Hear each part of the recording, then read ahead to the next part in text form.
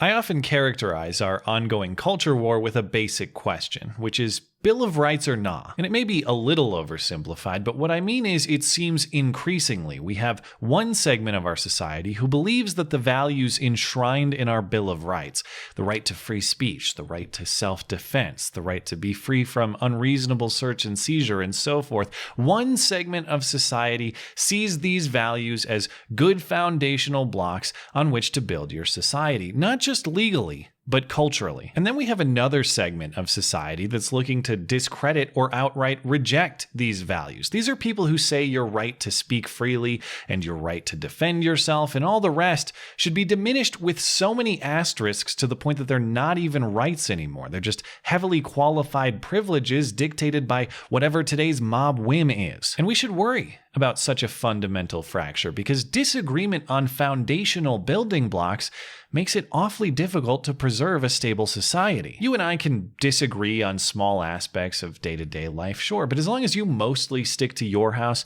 and I mostly stick to mine, we can still be functional and peaceful neighbors. Not necessarily the case if we don't agree on the foundational rules of the neighborhood, though. Like in today's case, no breaking into my house and stealing my stuff. In that context, we can add yet another foundational value to the chopping block of the current culture war, that being the equal protection of and the equal application of the law. The idea is simple. It's a basic American value. It doesn't matter if you're black or white, male or female, straight or gay, tall or short, Christian or Muslim, or in this case, rich or poor. Justice is blind, and the law should apply equally and be enforced equally upon all American citizens. That's a foundational value of liberty, of freedom from tyranny. To the extent that government exercises power over all of us, that power must be exercised without favoritism, without picking winners and losers, according to objective standards, so that we're all playing by the same rules, so that we're all free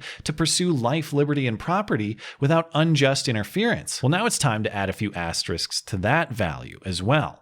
At least if you live in Dallas, where these factors should apparently be considered before deciding whether to enforce the laws or not. This according to John Creuzot, the newly elected district attorney for Dallas County. He ran on a promise of criminal justice reform and now says it's time to deliver. We have an over-criminalization of America, and it starts with poor people and people of color.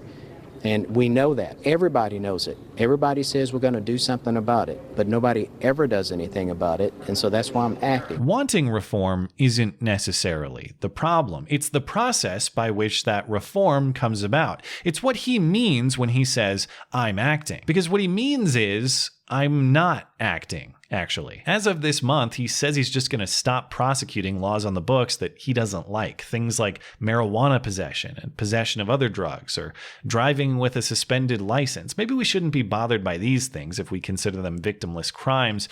But here's where things get highly controversial. He's not going to prosecute the, quote, theft of necessary items. He later clarified these necessary items are things like food, diapers, and baby formula. He says theft of these things is non-violent crime committed out of necessity, and if we prosecute it, we prevent the thief from gaining the stability necessary to lead a law-abiding life. This is criminalizing poverty, he says, and he will not prosecute theft of personal items less than $750 in value unless the evidence shows the theft was for economic gain. So stealing is fine as long as it's only a few $100s worth of stuff you really, really need. Apparently it's open season on every grocery store in the county, so keep your Snickers bars in locked cases, I guess. I have a lot to consider on this issue, both in terms of practice and process, but also on the moral and philosophical level that we started with. On process, this is a massive stretch of who writes the laws versus who enforces them. The legislative process versus prosecutorial discretion. Sure, we can have varying opinions about how petty theft ought to be criminalized and punished, but the question is who should be making those decisions and how? It seems to me that's a question for the Texas legislature and the lawmaking bodies of Dallas County to decide. It's the prosecutor's job to enforce the law, not write it.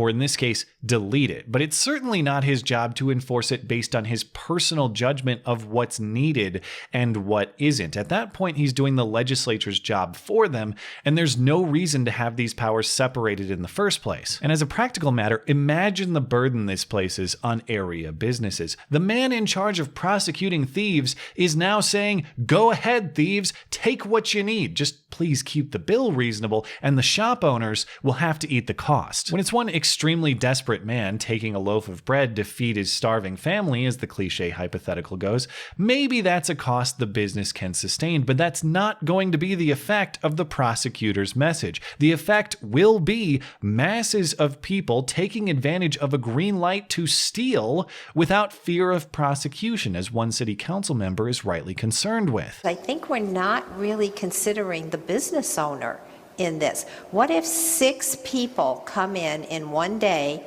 and take diapers? 6 different people.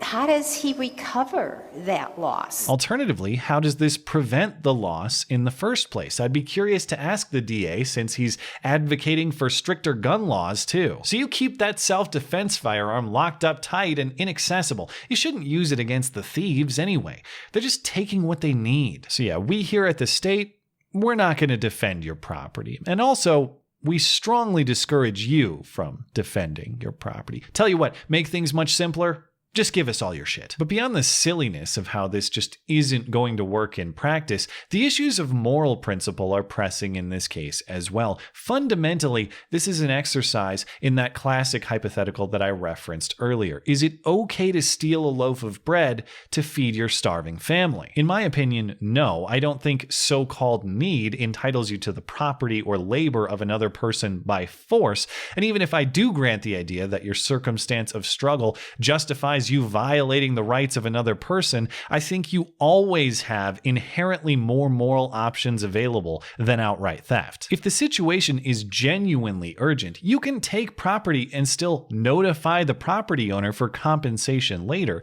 If the situation really is life and death, that property owner will probably understand and not press charges. I don't think I would if genuine emergency circumstance prompted the taking of my property to solve the situation, especially if that person acknowledged the taking and intended to fix any damages later. And if it's not urgent, as in you may be seriously struggling, you may be in need of help, but you're not going to die at any moment, you can always ask for help. There's no shortage of personal generosity and charitable resources in this country. If you need help, there's probably somebody willing to give it to you voluntarily. And that arrangement of consent is inherently more moral than simply taking stuff without consent. So I don't necessarily grant that so-called need makes a moral distinction in theft, but the way this DA wants to make a moral distinction in legal terms makes even less sense. He says he won't prosecute theft of personal items less than $750 in value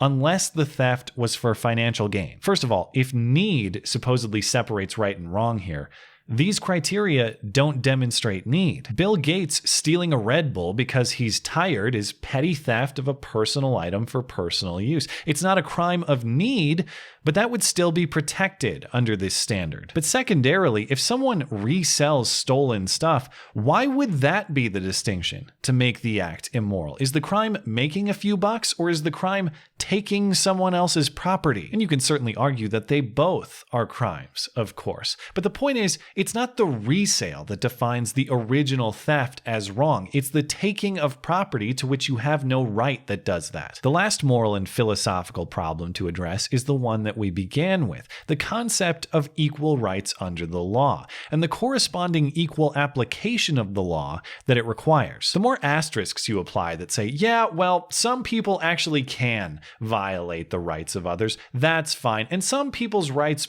aren't as worthy of protection as other people's, the more you abandon that foundational value, the less justice is blind, and the more it actually sees with an eye that's keen for the personal tastes of the powers that be, in this case, the district attorney. From each according to his ability and to each according to his need is not a moral way to apply justice. Despite its stated goal of equality, the system is inherently unequal, because assessing need need relies on the subjective judgment of the authorities, and what you end up with is exactly what George Orwell wrote about. All animals are equal, but some animals are more equal than others. So maybe it's actually Animal Farm or nah. People who view that story as dystopian versus people who view that story as an instruction manual. Either way, I am not looking forward to seeing how this plays out in Dallas, but I'll be watching attentively. And if you live in the area, it might be wise to pick up a few extra padlocks.